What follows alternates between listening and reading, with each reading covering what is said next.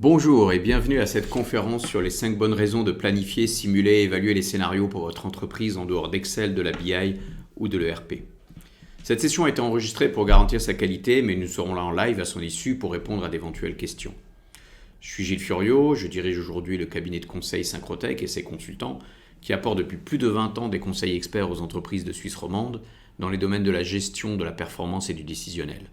Je continue moi-même d'intervenir dans les projets de transformation de nos clients, de par mes compétences en organisation et système d'information, ma passion pour le business process management, ainsi que mes nombreuses expériences auprès des directions financières pour les aider dans le développement d'outils pour aligner les opérations et la stratégie. Avec moi, Jérémy Richard, expert FP&A chez Wolters Kluwer. Jérémy, je te laisse te présenter. Bonjour, je suis Jérémy Richard, Enterprise Solution Architect chez CCH Tagetik. J'ai 15 ans d'expérience dans le domaine du CPM. J'ai commencé ma carrière en sortie d'école au Royaume-Uni en tant que contrôleur de gestion pour un groupe industriel. J'ai travaillé sur l'implémentation dans ce groupe d'une solution CPM pour l'aide à la gestion de la profitabilité. Puis je me suis rapidement rendu compte que je préférais ce genre de système plutôt que le travail de contrôleur de gestion. Du coup, j'ai commencé à travailler pour des éditeurs de logiciels. D'abord Infor, puis après j'ai travaillé pour Hyperion, qui est devenu Oracle. Et puis au fil des années, j'ai eu pas mal d'expérience sur une palette assez vaste de projets CPM, notamment dans l'industrie pharmaceutique. Et puis j'ai pu travailler avec Honda et Accenture également. Après plus de 10 ans sur Hyperion S-Base, j'ai rejoint les équipes board en Suisse et plus récemment, j'ai eu l'opportunité de travailler avec CCH Tagetik. J'espère pouvoir vous apporter mes lumières sur le CPM. Et Gilles, je te laisse reprendre la suite. Merci. Je suis heureux d'avoir aujourd'hui l'opportunité de répondre à la question posée par cette conférence car le débat existe depuis une bonne dizaine d'années au moins et il n'est jamais facile pour les entreprises, surtout les PME, de comprendre parmi les technologies du décisionnel laquelle est adaptée à leurs besoins du moment. Jérémy, je te propose de lancer le débat avec tes questions et j'essaierai d'apporter le plus d'éléments de réponse. Merci Gilles. Parmi les questions qui reviennent souvent quand on présente des solutions CPM BI, il y a celle-ci. Quelle est la bonne solution pour m'aider dans la prise de décision, le BI ou le CPM? Gilles, pourquoi est-ce que pour toi cette question est devenue sensible aujourd'hui? Les logiciels d'aujourd'hui, quelle que soit leur catégorie, BI, CPM, ERP, sont extrêmement complexes et sophistiqués. C'est le fruit de nombreuses années de développement et ils prétendent tous couvrir le besoin de l'aide à la décision. Et les entreprises ont besoin d'aide à la décision. Elles font face à une économie globalisée, les facteurs de compétition classiques perdent de leur importance, les inventions sont copiées toujours plus rapidement et de nombreux concurrents proposent des produits similaires. Il est de plus en plus difficile de rendre lisibles les innovations dans un marché au changement permanent. Et puis il y a la délocalisation qui atténue les avantages géographiques. Les entreprises qui gagnent aujourd'hui sont donc bien celles qui prennent les meilleures décisions et les rendent opérationnelles dans les délais les plus courts. Ce sont celles qui alignent la stratégie et les opérations et apportent à tous les niveaux de l'organisation les informations nécessaires pour orienter efficacement les activités. C'est aussi celles qui gèrent l'ensemble des processus de prise de décision depuis la collecte des données, l'analyse des informations, la définition des objectifs, l'exécution opérationnelle, jusqu'au contrôle des résultats. D'accord Gilles. Et j'ai bien compris la diversité des solutions, mais à ton avis, est-ce que les éditeurs de solutions aident pour clarifier cette distinction BI-EPM? Bonne question. Nos clients veulent faire le bon choix sur un marché que chaque éditeur tente d'influencer au nom de la différenciation. Ils inventent parfois de nouveaux acronymes pour être le champion d'un nouveau segment. Ils redéfinissent parfois les définitions, donc le périmètre des acronymes du marché. Et comme ils ont des prétentions sur toutes les catégories que la technologie va toucher de près ou de loin, de peur d'en être exclus, ils ont tendance effectivement à modifier ces lignes. Et la réponse à la question de quel logiciel ai-je besoin, elle n'est pas si simple. Car la perception d'innover, elle est en plus très dépendante du stade de maturité de l'entreprise. Il y a des organisations qui vont pondérer leur choix de solutions plutôt vis-à-vis de capacités technologiques de pointe, très innovantes, d'autres vis-à-vis d'architecture logicielle très ouverte, au contraire très intégrée, ou alors vis-à-vis d'arguments de réduction des risques de la mise en œuvre, en choisissant par exemple la technologie de leur ERP. Je te donne un exemple. Si tu t'es toujours appuyé sur des feuilles de calcul Excel, même une idée aussi simple qu'une base centralisée sera révolutionnaire en termes de progrès. D'accord, je comprends. Alors, il y a une différenciation parfois significative, Mais qu'en est-il de la valeur de mon investissement? Est-ce que ces différences vont se retrouver sur les changements induits sur mes process, métiers et sur ma capacité d'analyse fine, pardon? Oui, oui, parce que quoi qu'il en soit sur les changements des processus métiers et l'analyse fine des capacités des logiciels, elle révèle encore des différences sensibles et ça va impacter la valeur de l'investissement. Donc même si aujourd'hui toutes ces solutions intègrent des fonctions de chargement de données, toutes ces fonctions font aujourd'hui de l'agrégation, de la consolidation des données, elles ont toutes des cubes, des tableaux de bord et elles sont capables de sortir des rapports financiers. Mais bien comprendre les différences entre CPM et BI reste important car toutes ces solutions n'ont pas le même coût, ni les mêmes capacités fines et un projet de mise en œuvre est toujours impactant pour l'organisation. Donc la bonne compréhension du marché et de la prise de décision va aider à mieux rentabiliser l'investissement et c'est pourquoi on va livrer 5 bonnes raisons qui orienteront le choix sur un outil CPM plutôt que BI ou encore ERP. Alors, Gilles, en résumé, comment est-ce qu'on définit CPM et BI? La grande question. Euh, En réalité, le BPM, le Business Process Management, est à l'origine de tous ces concepts. C'est à la fois un moyen de se concentrer sur les résultats et un moyen d'action, d'intervenir dans un esprit d'amélioration continue pour améliorer en permanence la qualité des processus individuels et le système d'alignement stratégique et opérationnel de l'entreprise. Parfois, ce BPM est limité dans sa portée, comme dans le cas d'un projet qui va être ciblé sur une amélioration d'un processus particulier. Parfois, il a un champ beaucoup plus vaste et il englobe différentes composantes de l'organisation, comme la stratégie, les valeurs, la culture de l'entreprise, les rôles, un ensemble de processus end-to-end, les objectifs de l'entreprise, les indicateurs, l'informatique, le personnel. Et à ce moment-là, on parle d'EPM, Enterprise Performance Management, ou son synonyme, le CPM, Corporate Performance Management. En français, on entend souvent alignement stratégique et organisationnel. Ok, j'ai compris. Alors, est-ce qu'il y a des spécificités régionales dans le monde du CPM, Gilles? Oui, à l'origine, ce concept CPM est d'inspiration américaine et japonaise, et dans cette vision historique du BPM, la BI et sa capacité spécifique à produire des mesures stratégiques et des indicateurs clés de performance sont une composante du CPM.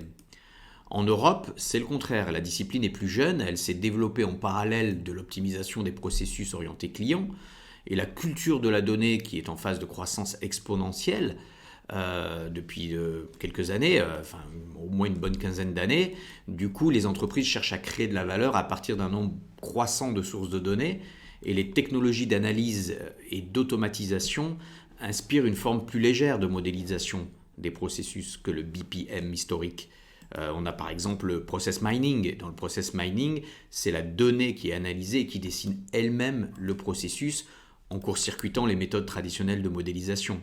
Donc en Europe, je dis que c'est le contraire parce que les analystes restreignent le CPM plutôt aux applications financières telles que la planification, le reporting financier, la consolidation financière, dans sa dimension y compris statutaire, et considèrent alors, au contraire des Américains, plutôt comme une composante du domaine général de la BI d'entreprise, le CPM comme cette composante.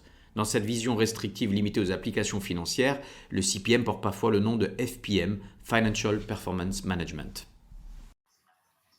Alors, Gilles, on a entendu les termes CPM, BPM, CPM. On comprend maintenant, avec ce que tu dis, que tous ces termes se chevauchent, que ce soit à travers leur historique ou leur utilisation en fonction des tendances. Est-ce que c'est essentiel de clairement définir tous ces termes? À vrai dire, la confusion entre tous ces termes avec les définitions et l'histoire que j'ai données est donc normale. Mais plutôt que de tenter de définir des frontières à ces catégories, dans cette conférence, nous allons revenir sur le besoin essentiel, celui donc de planifier, de simuler, d'évaluer des scénarios.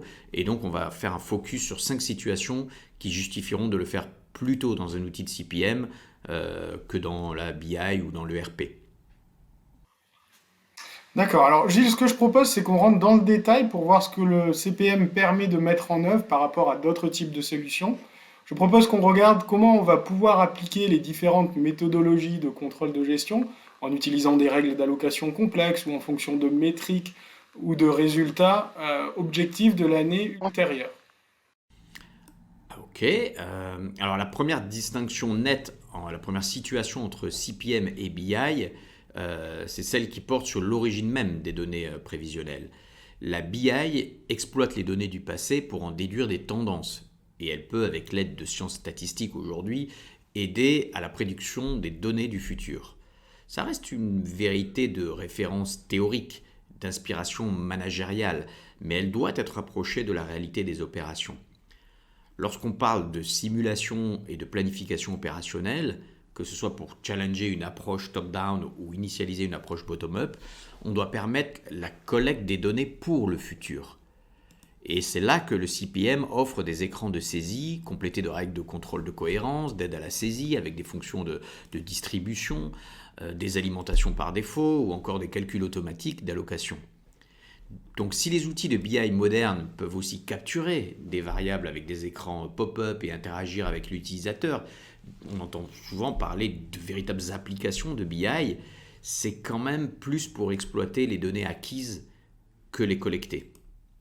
Regardons ensemble un écran de planification d'unités de vente prévisionnelles par client et par produit dans une application standard de CPM pour que vous visualisez bien la différence. Jérémy, je te passe la main. Merci Gilles. Alors dans cet exemple, ce qu'on voit, c'est un formulaire de saisie relativement standard dans le monde de l'EPM. Ce qu'on a sur la gauche ici, ce sont nos clients et ici nos catégories de produits. Et là, on a différents drivers. On a nos prix unitaires, nos unités, nos remises et le calcul de nos ventes.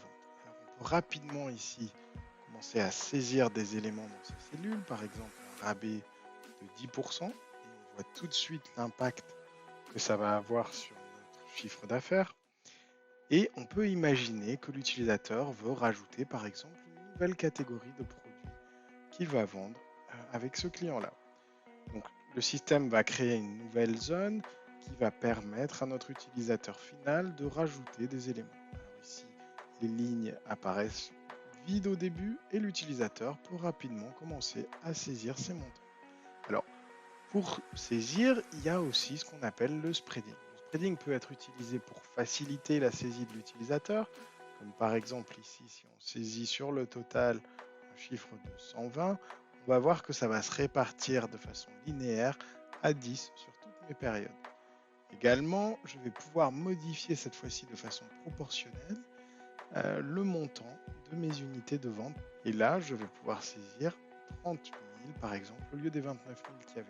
Il est aussi possible de planifier selon cette logique top-down, par exemple pour attribuer des objectifs pluriannuels d'augmentation ou de diminution d'unités des ventes, ou même ajuster l'objectif en termes de remise moyenne. Voilà, donc sans rentrer trop dans le détail, voilà ce qu'on peut faire en termes de saisie dans un EPM. Alors, Gilles, on intervient souvent pour remplacer des solutions historiques de gestion de l'entreprise. C'est encore très souvent Excel. Et les solutions CPM viennent vraiment fiabiliser les calculs de consolidation. Comment est-ce que cela se traduit dans la pratique? Tout le monde le sait, les feuilles de calcul Excel sont depuis longtemps l'outil commun pour faciliter le processus de consolidation dans de nombreuses entreprises. Cette approche elle ne suit aucune bonne pratique et elle met en évidence un autre problème avec les feuilles de calcul. À chaque modification, le risque d'incohérence entre les données et les formules augmente et cette incohérence est souvent difficile à déceler. La dernière version de la feuille de calcul peut ne plus produire les mêmes résultats que sa version initiale. Les managers, les auditeurs internes, les auditeurs externes, lorsqu'il s'agit de chiffres publiés, font aussi preuve d'une plus grande confiance dans les logiciels professionnels qui sont conçus sur mesure à des fins de consolidation de l'information. Aux yeux d'un auditeur, interne ou externe, un logiciel CPM représente un gage de qualité car il sécurise l'ensemble du processus d'agrégation. Les meilleurs logiciels CPM fournissent même des pistes d'audit détaillées. Ça permet aux managers et aux auditeurs internes et externes d'accéder et de vérifier chaque entrée. Qui, quand, quel changement de valeur, quel commentaire. Ça permet de garantir la qualité des informations traitées. Alors, une solution CPM permet aussi d'appliquer une gestion centralisée de la confidentialité des données et de faciliter une distribution de masques de saisie dans un format au type Excel. Gilles, est-ce que tu peux nous en dire un petit peu plus?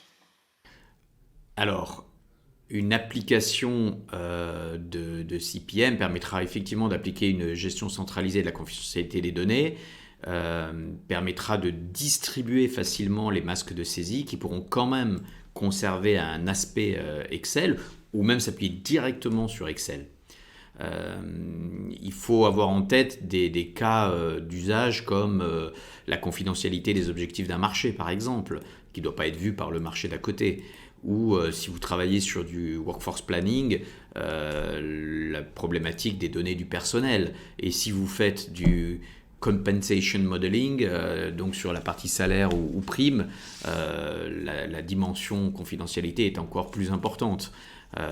Si vous travaillez sur du prévisionnel d'effectifs par département budgétairement pour les prochaines années, bien évidemment, si vous commencez à afficher des réductions d'effectifs et que des personnes concernées les voient, ça peut être un problème. Donc c'est vraiment très important de pouvoir, grâce à un outil de CPM, centraliser cette gestion de la sécurité et de la confidentialité des données, l'accès aux données en tout cas.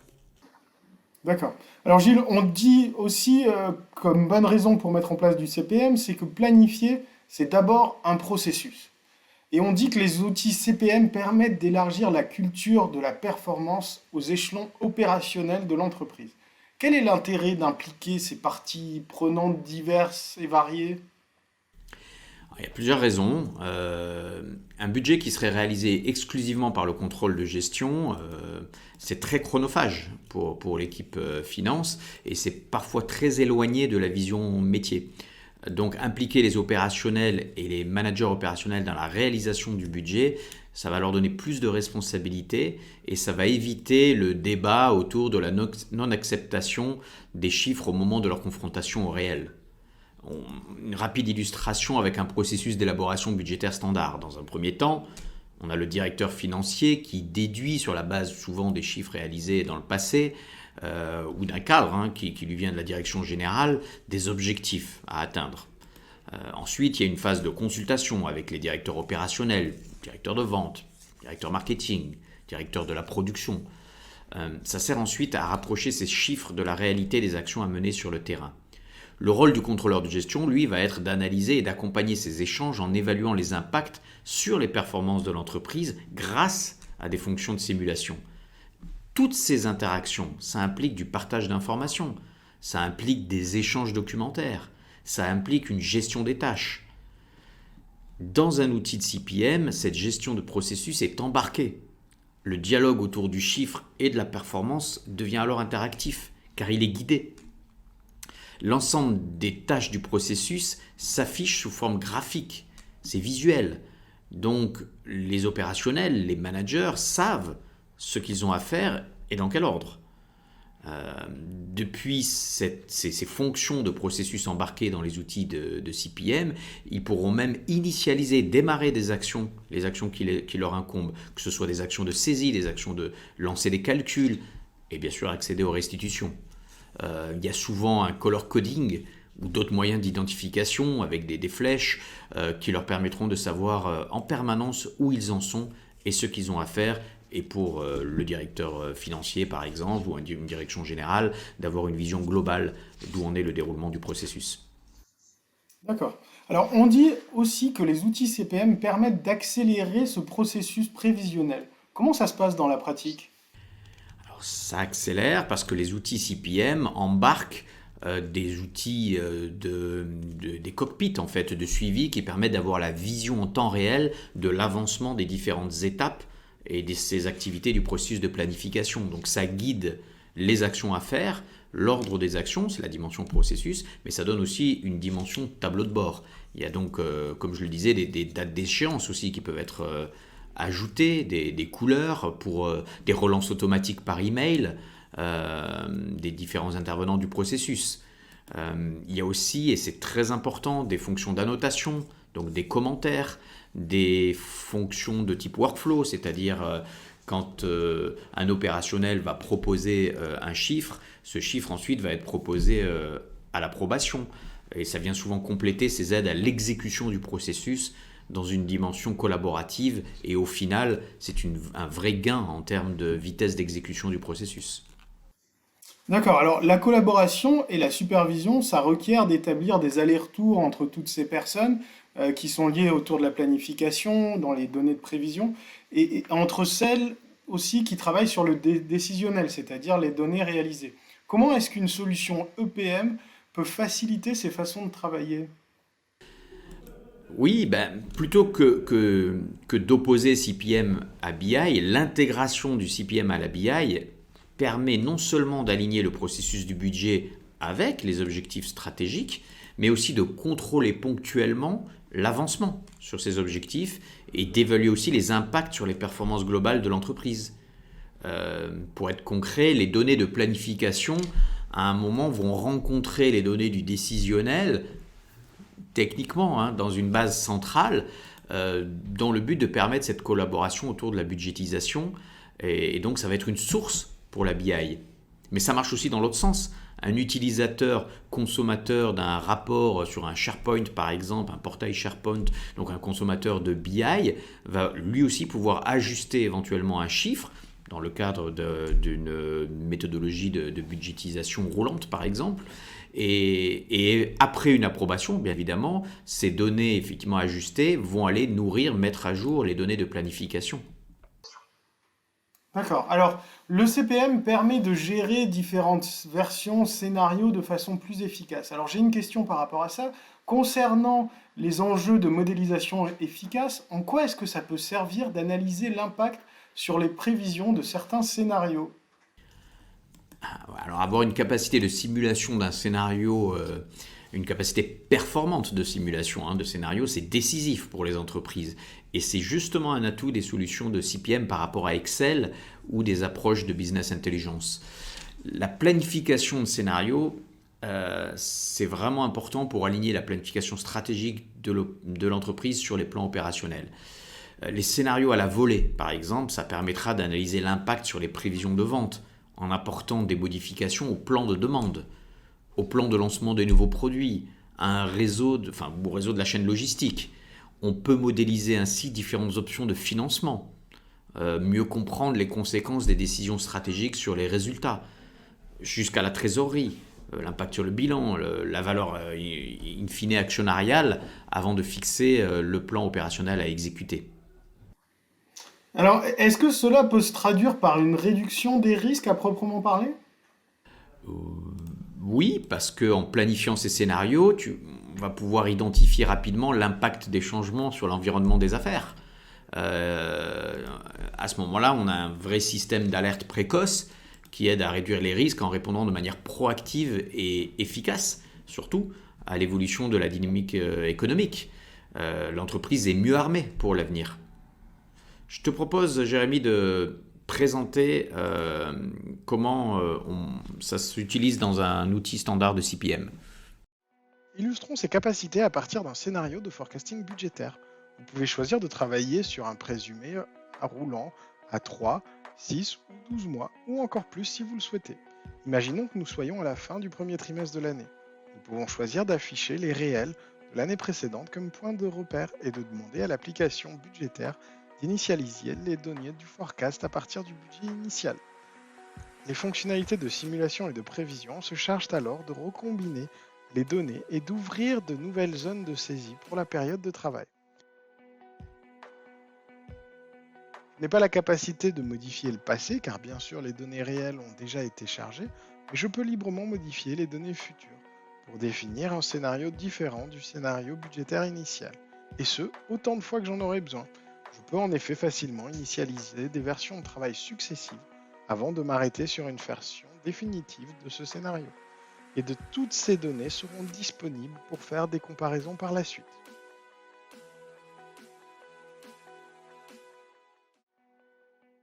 Sur cette partie, Gilles, je propose qu'on parle de la flexibilité de l'environnement CPM en termes d'autonomie vis-à-vis de l'ERP.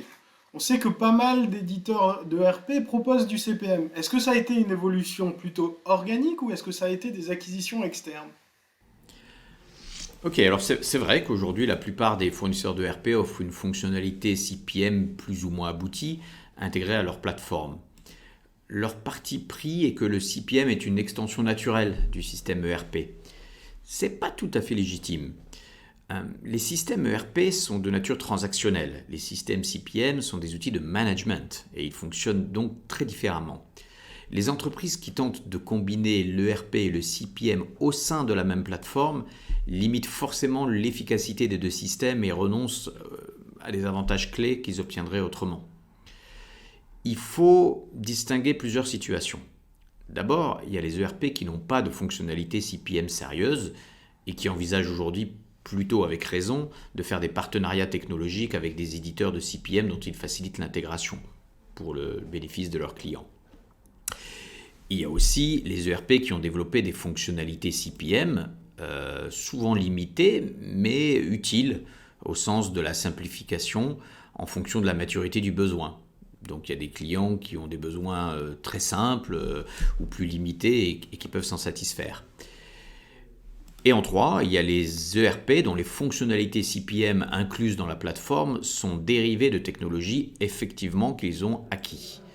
Les fournisseurs ERP comme Oracle et SAP par exemple ont dépensé des milliards de dollars pour acheter des solutions CPM de première génération, puis les intégrer dans leur plateforme ERP pour que ces outils fonctionnent malgré un ADN à l'origine différent. Même dans cette catégorie, il faudrait distinguer encore deux familles d'ERP. Ceux qui ont complété l'intégration de ces outils CPM de première génération, c'est-à-dire aujourd'hui ne vendent plus leur module CPM en dehors de l'ERP. Bien évidemment, l'intégration avec les processus cœur est l'immense avantage, et aussi sur les coûts de licence, qui sont des licences packagées, on parle de suite dans les ERP.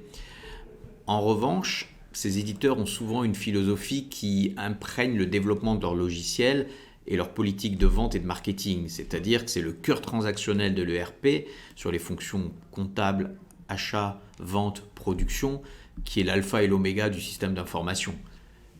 À ce moment-là, les solutions non essentielles comme le CPM sont vues plutôt comme des offres complémentaires, accessoires.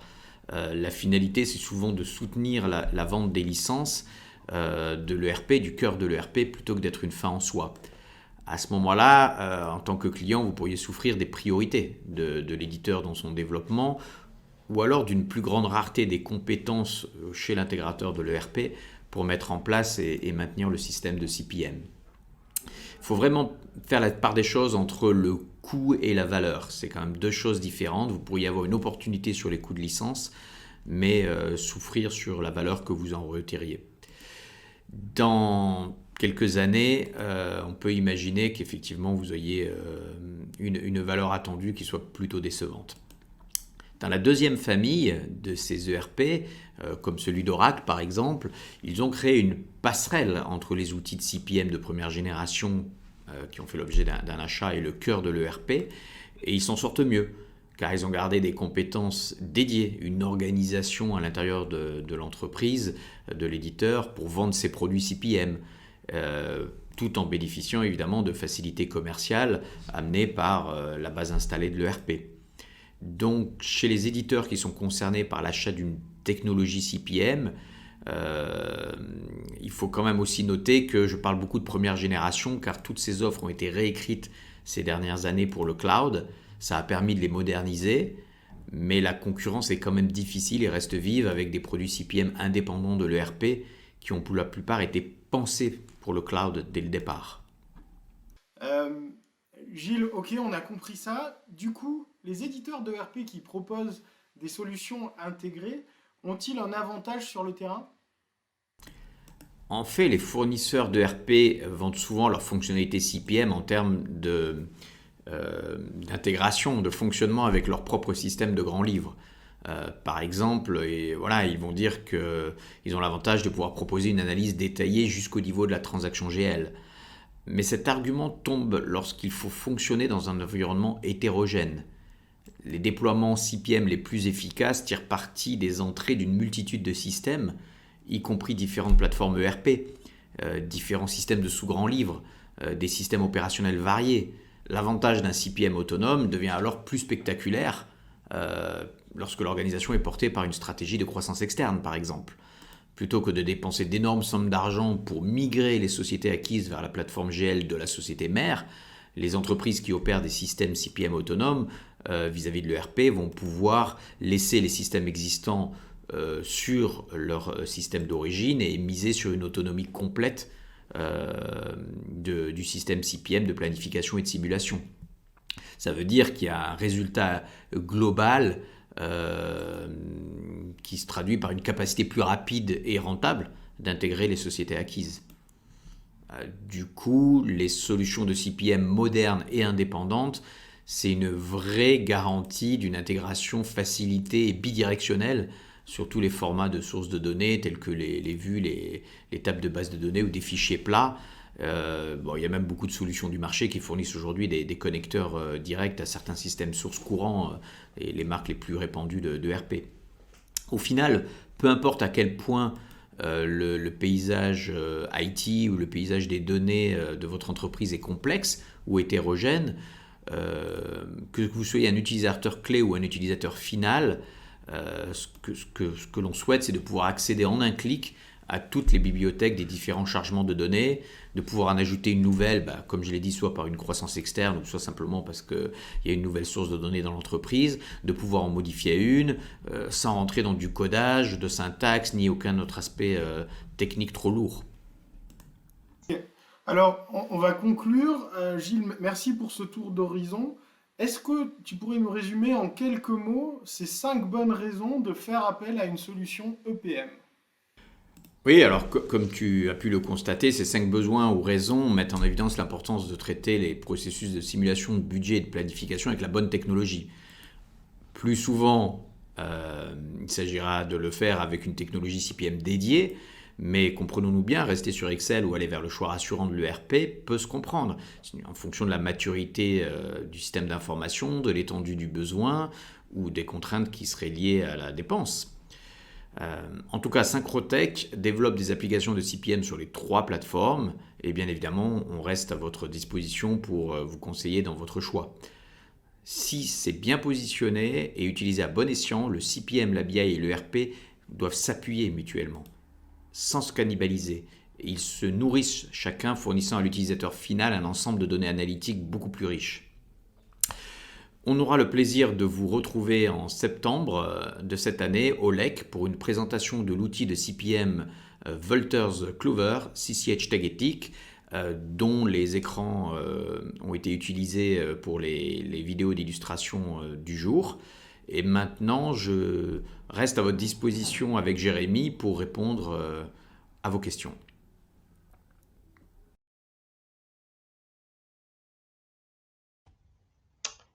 Voilà, eh bien j'espère que ça vous a plu. On a vraiment été ravis de faire cette conférence avec vous.